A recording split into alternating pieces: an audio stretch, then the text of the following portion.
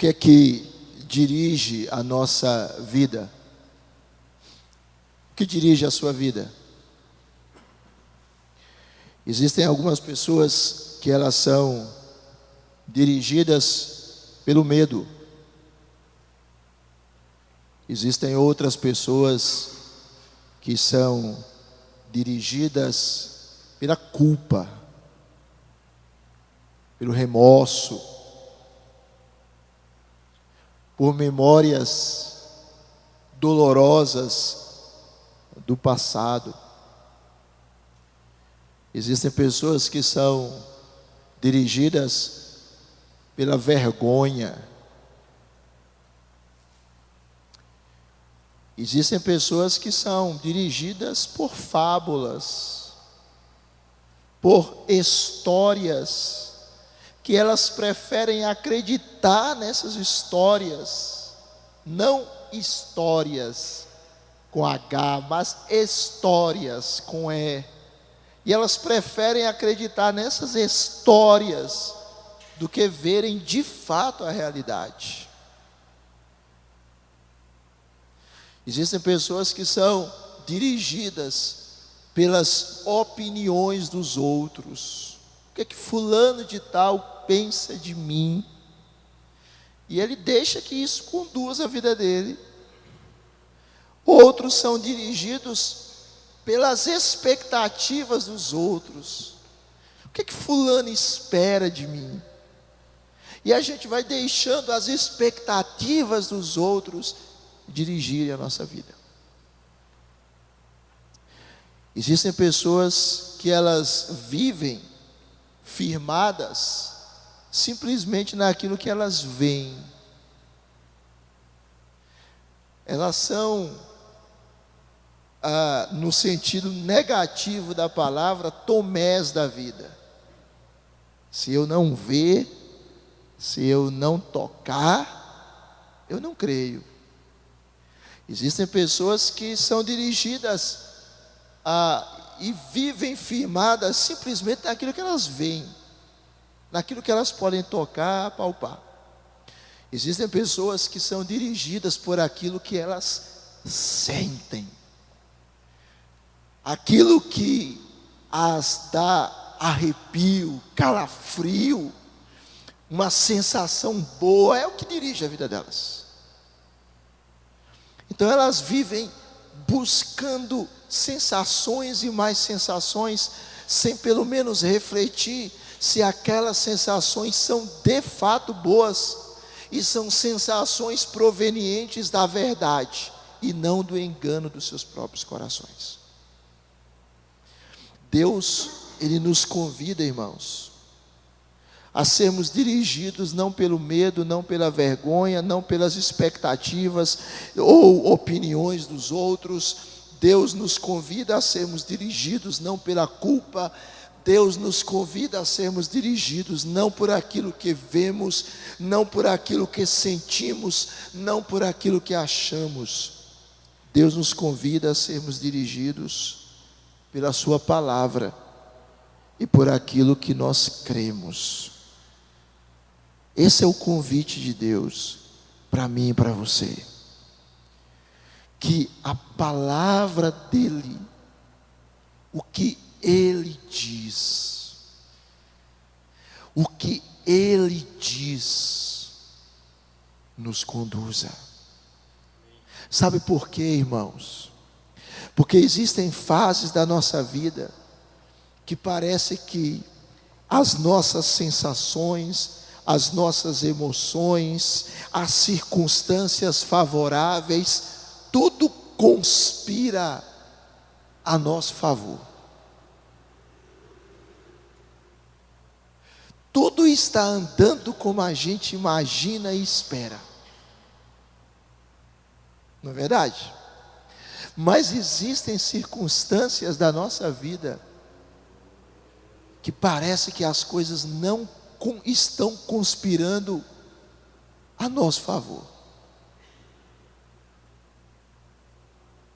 E aí a gente precisa ser dirigido mais e mais por aquilo que a Bíblia diz, continuarmos sendo dirigidos por aquilo que a Bíblia diz, e não por aquilo que nós achamos ou sentimos.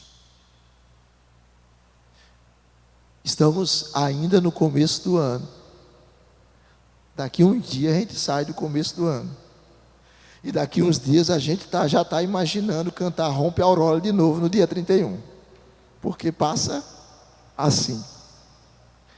Eu queria deixar um texto. Por que eu falei tudo isso? Por causa desse texto. Um texto que você já leu, quem sabe, centenas de vezes. Jeremias, capítulo 29, versículo 11.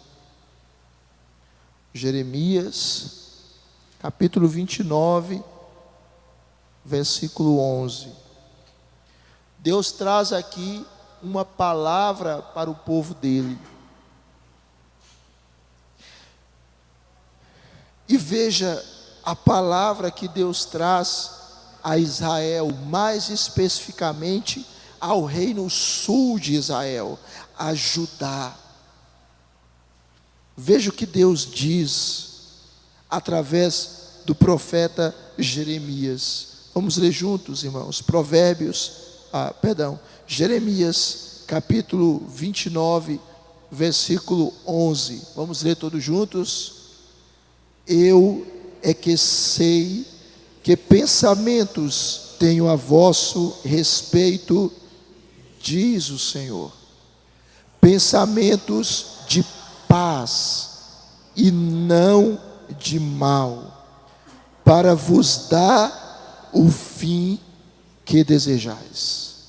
A Nova Versão Internacional, ela traduz esse texto dizendo assim: porque sou eu que conheço os planos que tenho para vocês, diz o Senhor. Planos de fazê-los prosperar e não de lhes causar dano. Planos de dar-lhes esperança e um futuro.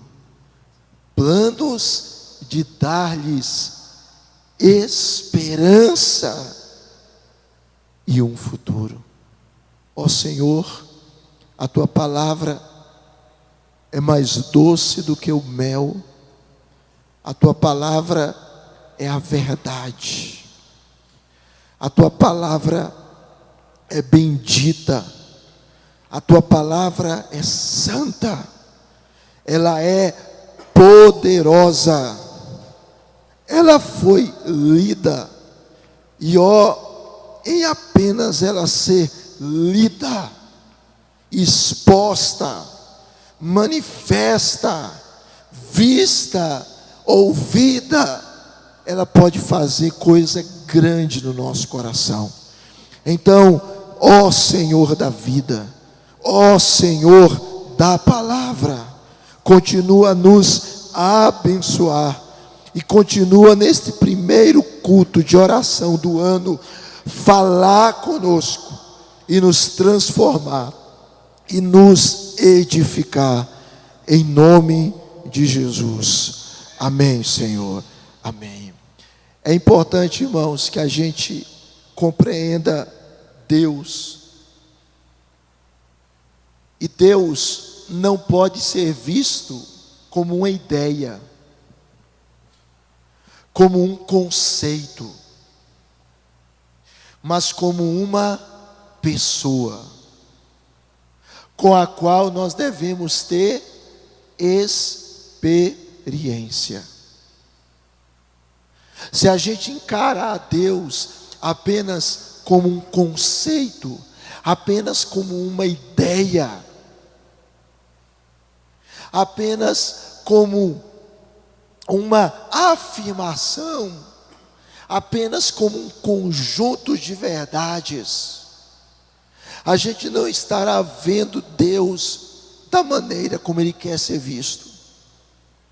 Quando a Bíblia nos fala, irmãos, sobre conhecer a Deus, é muito mais do que saber algo a respeito dele.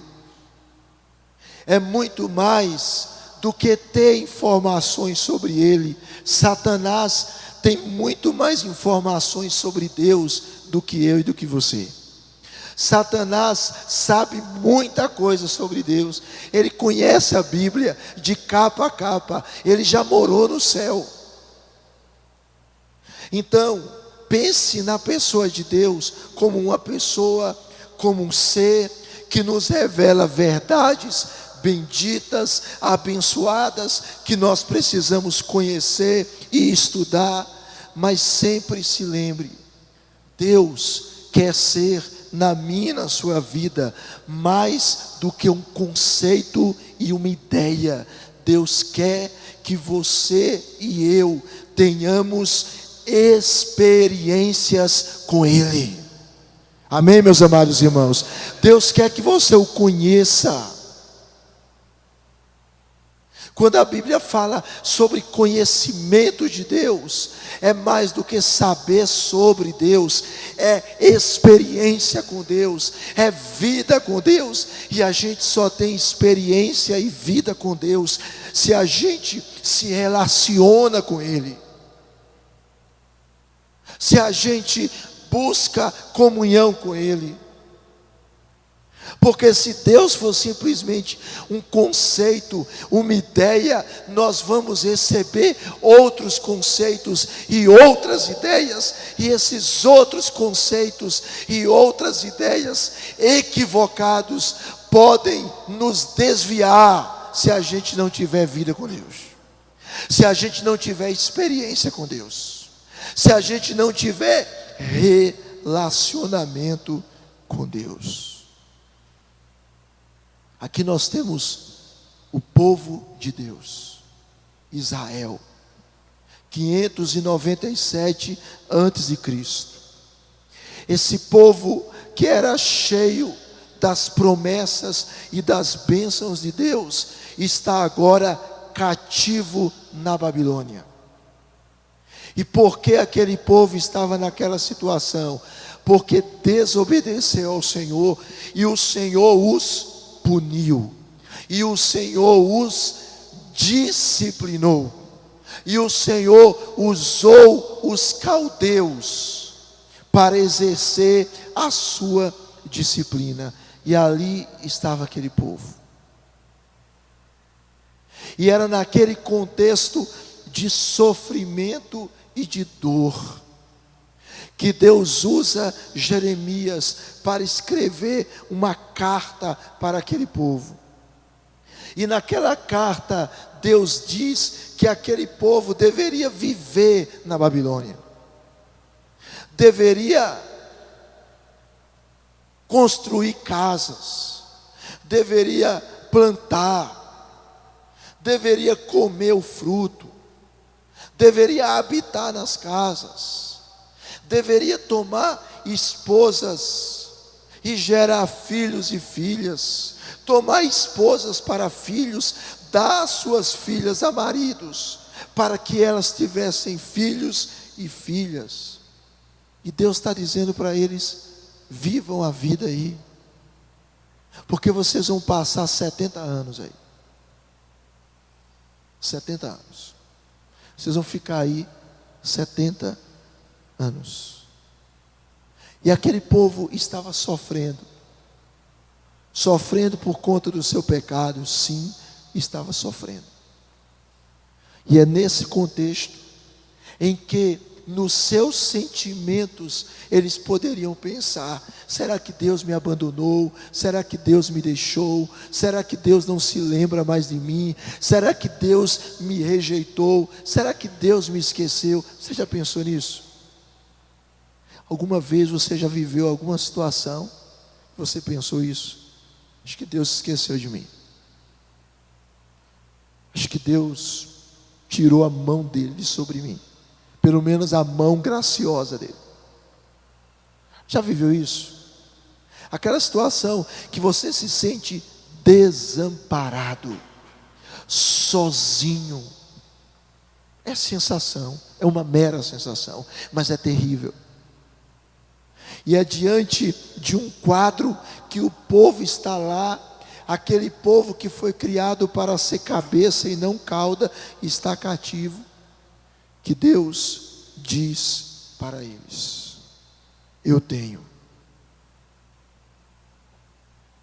planos para vocês, e os planos que eu tenho para vocês não são ruins. Os planos que eu tenho para vocês não é de destruí-los, não são planos de mal, mas são planos de paz. Não são planos para lhes causar dano, são planos para que vocês prosperem no meu propósito, na minha vontade. Os meus planos para vocês, mesmo quando eu os disciplino, são planos bons. Mais um ano começa. Não há nada mágico em um novo ano. Não vai virar uma chave e a azar fica para trás e depois vem a sorte. Primeiro porque a gente não acredita nem em sorte nem em azar.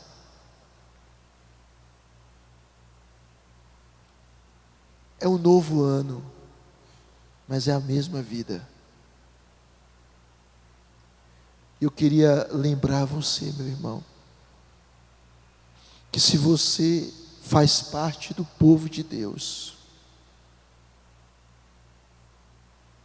mesmo nos momentos de tristeza, de dor, de adversidade, de crise, de provação, de perda, você e eu precisamos lembrar que os planos do Senhor para nós são planos de paz e não planos de mal. Os irmãos estão entendendo? É por isso que eu falei tanto no início, que a gente não pode ser dirigido por aquilo que a gente sente, por aquilo que a gente acha, por medo, por vergonha, por culpa ou pelas opiniões dos outros. Nós precisamos ser dirigidos pela voz de Deus. Nós não sabemos o que nos reserva nesse novo ano, mas eu queria que você tivesse a certeza que neste novo ano, o plano de Deus para a sua vida vai continuar se desenvolvendo, e o plano de Deus para a sua vida é que você venha prosperar e não Deus lhe causar dano. É isso, irmão. É isso. Naqueles dias que as coisas estiverem boas, se lembre, Deus tem planos bons para mim. Mas nos dias bem ruins, se lembre, Deus tem planos bons para mim. Ele tem planos bons para mim. E é nesse contexto que a gente se lembra do patriarca Jó, de todo o sofrimento que ele passou, de toda a dor que ele viveu, e em meio à dor de perder a saúde, de perder os bens, de perder quase todos os seus empregados, de perder os seus 10 filhos, ele diz no último capítulo do seu livro, antes da sua vida ser restaurada, ele diz que bem sei que tudo podes, e nenhum nenhum dos seus planos pode ser frustrado. Você crê nisso, meu irmão? Você crê nisso? Eu não estou perguntando se você sente isso. Eu estou perguntando se você crê nisso. Porque independentemente se você sentir isso ou se não sentir isso, você e eu precisamos crer nisso, porque o que Deus diz, e o que Deus diz é a verdade. O que Deus diz vai se cumprir. O que Deus diz não vai falhar. Por isso que eu lhe convido a vivermos nessa terra, essa terra caída, que nós estamos passando nela, como o povo de Israel estava passando na Babilônia. Mas Deus nos convida a vivermos esta vida, nos colocando sob a vontade de Deus, e olhando para o futuro com esperança. O Senhor diz aqui: eu tenho planos de dar-lhes esperança, eu tenho planos de dar-lhes um futuro.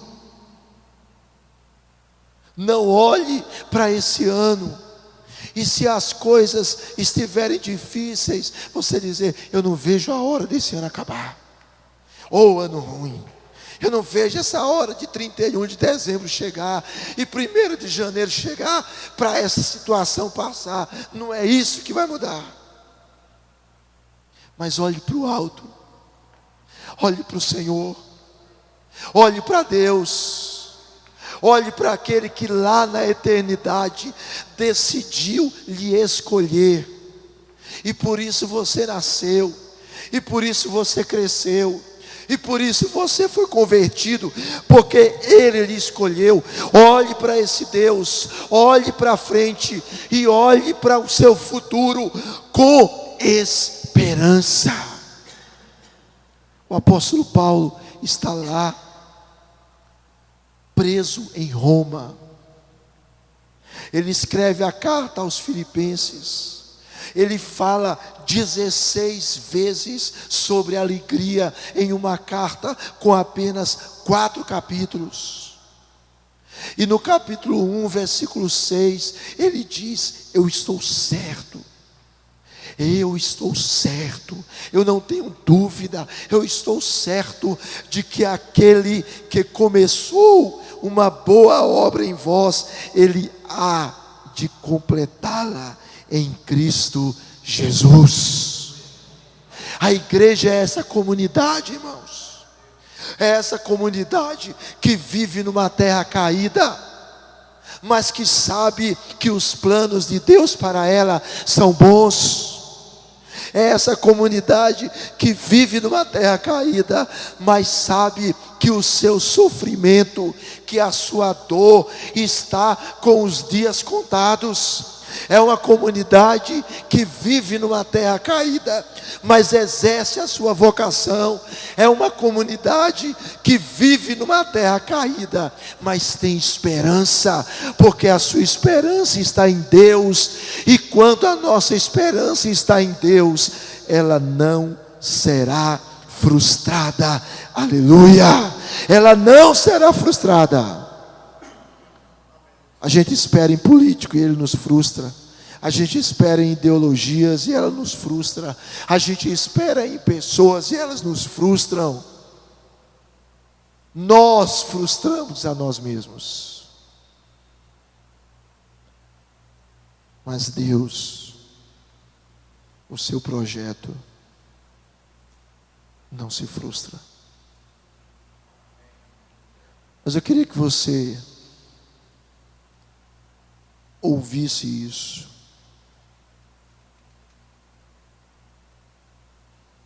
Não de maneira passiva. Não é isso que o texto está nos ensinando. O O texto não está nos ensinando a dizer: eu vou viver de qualquer jeito e os planos de Deus para mim são bons. Não. O texto não está querendo dizer: eu vou viver de qualquer maneira e os planos de Deus para mim são maravilhosos. Não. Não é isso que o texto está querendo dizer. Se você observar o texto, o verso de número 7, como nós já dissemos, verso 7, versos 6 e 5, 5, 6 e 7, nos fala sobre o povo desempenhar suas atividades corriqueiras. Sejam responsáveis, façam aquilo que vocês têm que fazer, cumpram as suas obrigações, exerçam as suas vocações. Sim, sim. Busquem a prosperidade da cidade para onde eu vos deportei. Sim. Orem ao Senhor em favor da cidade. Verso 7. Sim. Porque se a cidade prosperar, vocês vão prosperar. Sim. No verso de número 8, ele diz: não deixe que os falsos profetas os enganem. Não ouçam a voz dos falsos profetas, os sonhos dos falsos profetas. Eles estão profetizando mentiras em meu nome. Verso 9. Mas aí eu queria ir para o verso de número 12 ao 14 e a gente encerrar. Presta atenção. Deus tem planos para você e para mim. Planos bons e não maus. Mesmo quando coisas ruins nos acontecem. Aquela tragédia não vai governar a nossa vida para sempre. Os planos de Deus para nós são bons e não maus. E note o que o texto diz.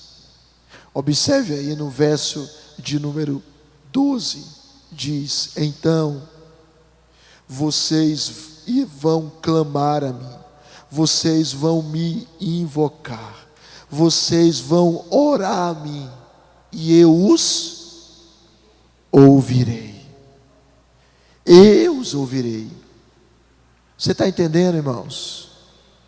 Aí o texto continua dizendo, verso 12, vocês, verso 13, diz assim: vocês vão me buscar, vocês vão me procurar, e vocês vão me achar, quando vocês me procurarem de todo o vosso coração. Verso 14, eu me deixarei ser encontrado por vocês, eu serei achado de vós, e eu farei mudar a vossa sorte. O que é isso? Eu vou trazer de volta vocês do cativeiro, eu vou reuni-los de todas as nações, de todos os lugares para onde os dispersei.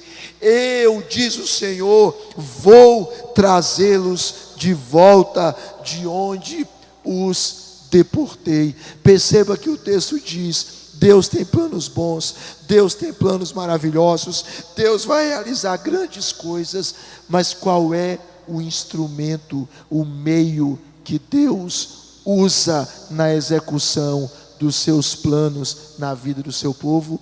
É a oração. É a oração. Deus diz: eu vou cumprir em vocês o que eu quero, mas eu vou usar a oração de vocês, eu vou usar o clamor de vocês. E o texto nos descreve então um Deus gracioso, irmãos. O texto nos apresenta um Deus que olha para um povo que pecou, mas esse Deus é gracioso, porque o texto diz: vocês vão clamar a mim, vocês vão orar a mim, e eu vou ouvir vocês. Se lembre, Deus tem planos bons para a sua vida. Ore a Ele e Ele vai demonstrar a sua graça ainda mais na sua vida, lhe ouvindo. Mas não apenas isso. O texto diz: vocês vão me procurar. E Deus não apenas vai ouvi-los. O texto diz: Deus vai se revelar a vocês. Deus vai ser na vida de vocês muito mais do que um conceito. Vocês vão ter experiência com Deus. Vocês vão sentir Deus. Vocês vão ver Deus agindo. E mais, o texto diz: eu vou ouvi-los. Vocês vão me encontrar. Porque eu vou me deixar ser encontrado por vocês. E eu vou mudar o quadro de vocês. Eu vou restaurar vocês. Eu vou trazê-los de volta. Eu vou trazê-los de volta. É essa a nossa esperança. Nós caímos. O pecado nos faz sofrer. Mas Deus não desistiu de nós. Ele nos escolheu. E Ele continua dizendo: eu tenho planos bons para vocês. Não de lhes causar dano, mas de fazê-los prosperar. Então exerçam a vossa vocação. Então orem pela cidade onde eu vos coloquei. Então trabalhem. Mas me busquem. E vocês vão experimentar como eu sou gracioso. Me busquem. E vocês vão ver que eu vou ouvi-los, que eu vou me revelar a vocês, e eu vou tirá-los da escravidão, e vocês serão novamente cabeça e não cauda. E Deus diz para a gente hoje: talvez a sua dor e os seus problemas sejam muito grandes, mas não deixe o seu sentimento lhe esmagar, não. Não deixe as circunstâncias dirigir o que você crê. Abra a Bíblia e deixe a voz de Deus falar com você. E a voz de Deus que Ele falou há 1 ano, há 2 anos, há 10 anos, há 1000 anos, há 2000 anos, há 3000 anos atrás, ela é atual, ela é viva, ela é pertinente, ela funciona para nós hoje. E é Deus dizendo: meu filho, você é meu filho, você está em mim, você entregou a sua vida a mim, Jesus é o Senhor e Salvador da sua vida, você se arrependeu dos seus pecados. Então, meu filho, tenha certeza que eu tenho planos bons para você. Então ore, meu filho, então me busque, meu filho, então clame a mim, meu filho, e você vai experimentar que eu vou lhe ouvir, que eu vou me revelar a você, e que eu vou continuar mudando a sua história, realizando milagres na sua vida, transformando situações impossíveis de serem transformadas pelos meios comuns e normais. É isso.